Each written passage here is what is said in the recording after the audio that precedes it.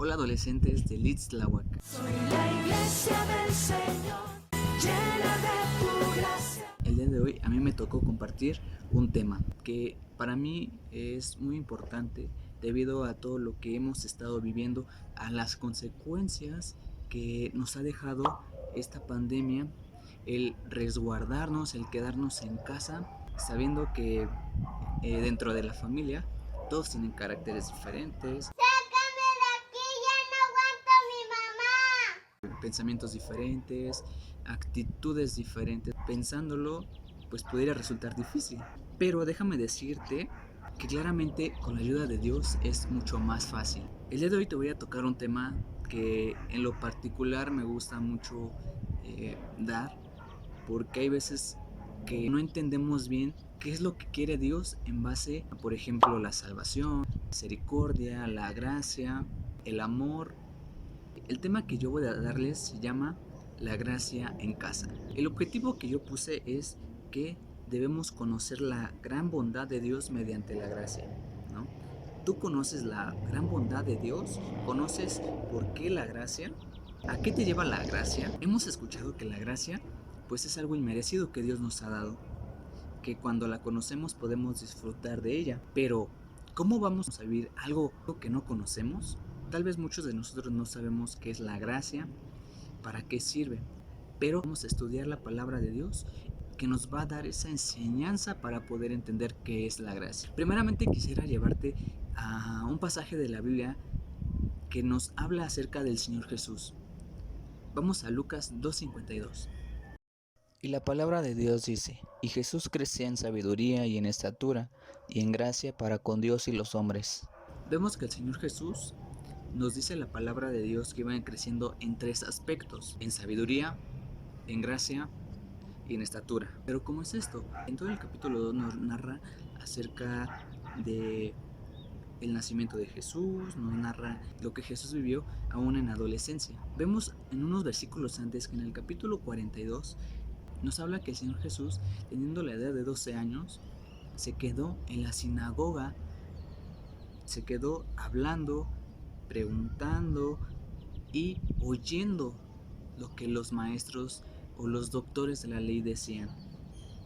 Entonces, es un tiempo que nos pongamos a reflexionar si estamos atendiendo los consejos de nuestros líderes, de nuestros maestros, de nuestros papás, para que nosotros crezcamos en sabiduría, crezcamos en gracia, crezcamos en estatura.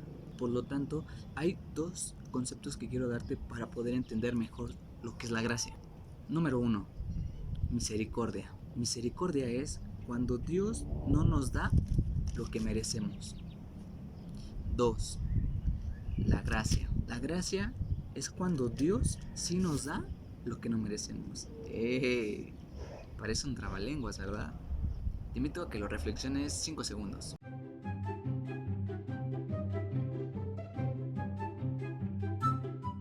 ¿Te quedó claro? Parece que no, ¿verdad? Pero aquí te dejo un ejemplo. Cuando fallas a Dios, Dios no te va a dar lo que mereces. Pero ojo, eso no quiere decir que no tengas consecuencias de lo que hayas hecho. Las consecuencias te las provocas tú mismo por tu desobediencia. Dios no te la da. La gracia es cuando Dios sí te va a dar algo que no mereces. Como por ejemplo, la salvación no la mereces, pero Dios te la regala. Eso es gracia. Ahora entendiste el concepto. Déjame decirte que etimológicamente la palabra gracia viene de una raíz que quiere decir carisma. Por lo tanto, el carisma va a ser la personalidad. Hay tres aspectos fundamentales: las palabras, qué es lo que sale de tu boca, qué es lo que tú estás hablando, qué es lo que tú estás comunicando a las otras personas. Vamos a Proverbios 18:21. La muerte y la vida están en el poder de la lengua, y el que la ama comerá de sus frutos. ¿Te das cuenta de lo que tú estás hablando, lo que tú declaras tiene poder, sea bueno o sea malo? El punto número 2 son actos. Vemos que los actos te dicen el comportamiento de la persona. Fíjate que yo analizo mucho a las personas a la hora de poder entablar una conversación. y ver los actos. Si veo que esa persona me lleva a hacer o a actuar también de alguna manera que no es correcta, trato de no tener una amistad cercana, porque sé que en algún momento yo puedo tener conflictos con mis padres, con mis amigos, dentro de la iglesia. Por eso Colosenses 1:10 dice la siguiente manera: para que andéis como es digno del Señor, agradándole en todo, llevando fruto en toda buena obra y creciendo en el conocimiento de Dios. Los frutos que nosotros estemos dando es lo que van a ver las otras personas acerca de Dios. Hay una palabra, está en el libro de los Salmos, dice el salmista: yo no quiero que otros se burlen de ti a causa de mi mal comportamiento. Es por eso que el comportamiento también es algo esencial. Los actos, cómo estás actuando ante diferentes circunstancias dentro de tu casa, con tus padres, ¿los estás honrando en verdad? ¿Estás honrando a Dios con tus actos? No lo sé, solamente tú lo sabes. Y por último, los pensamientos. Muchas veces creemos que el pensarlo pues pudiera no afectar a la persona y que la persona claramente no tiene la sabiduría para entendernos y meterse en nuestra cabeza, en nuestro pensamiento y sacar la información. No se puede. Pero fíjate que Dios puede entrar hasta los más escondidos pensamientos que tú tienes. Y eso la verdad me llena de mucho respeto ante Dios, porque debemos cuidar lo que estamos pensando, cosas que no agradan a Dios. Antes me pasaba cuando yo era un adolescente, que cuando mi mamá me decía, ve por las tortillas, ve por la fruta, ve por la coca.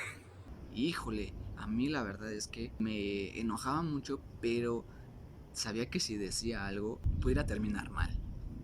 Por lo tanto, pues en mis pensamientos era de, ¿Por qué me mandan a las tortillas? ¿Por qué me mandas a mi hermana?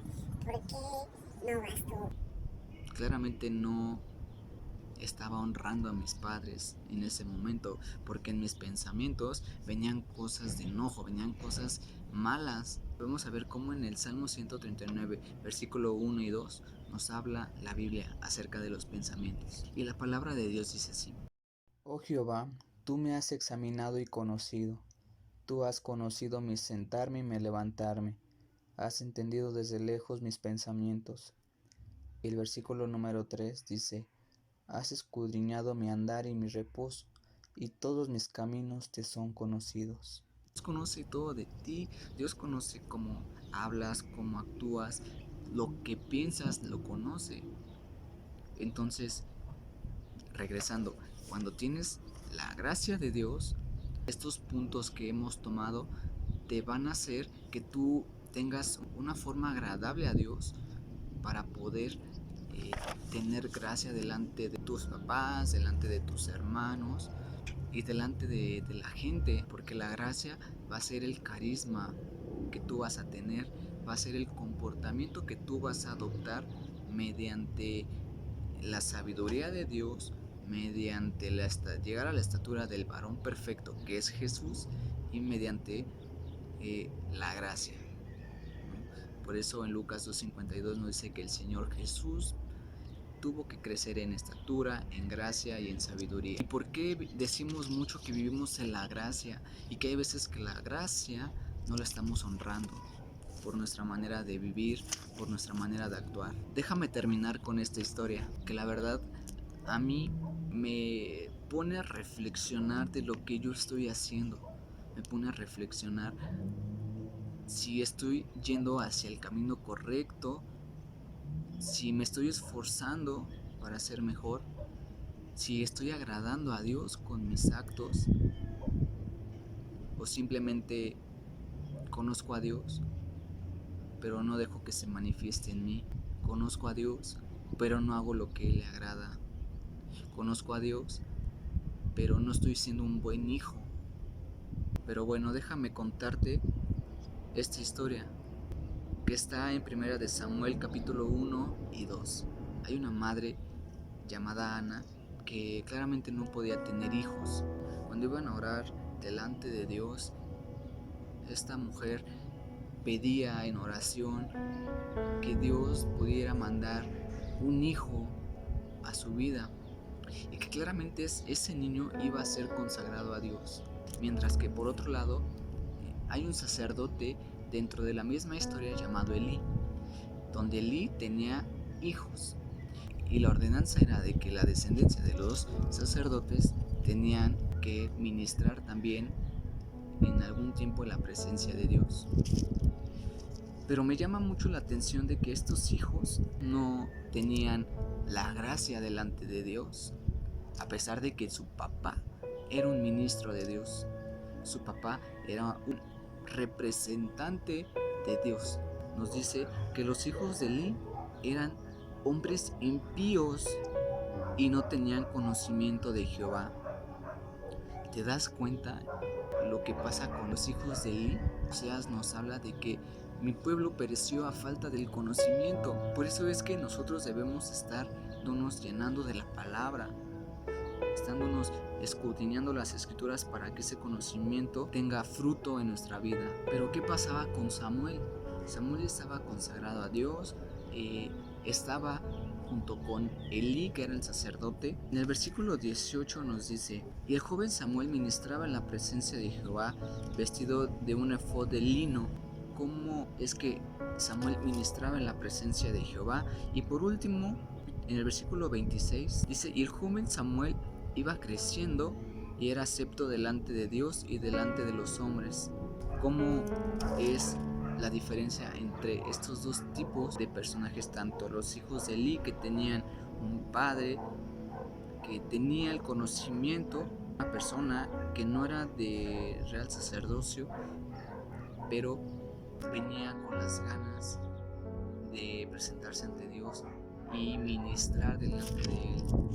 Y fíjate que Samuel fue utilizado más adelante por Dios. Entonces quiero ponerte a reflexionar en esto. ¿Quieres dejar tu corona que te ha dado Dios? ¿Quieres volver siempre a hacer lo incorrecto delante de Dios?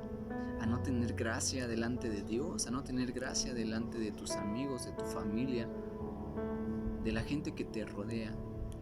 Por último, quiero hacer una oración. Quiero que cierres tus ojos y que sientas la presencia de Dios en este momento, ahí donde estás.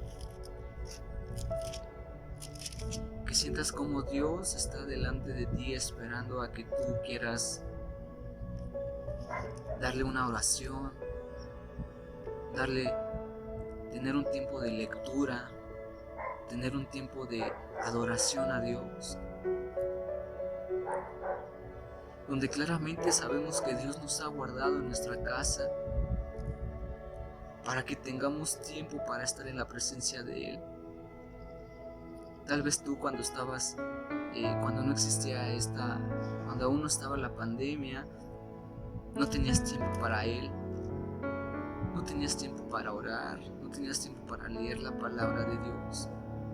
Y por eso no hemos crecido en estatura y en gracia y en sabiduría. Por eso déjame orar por ti.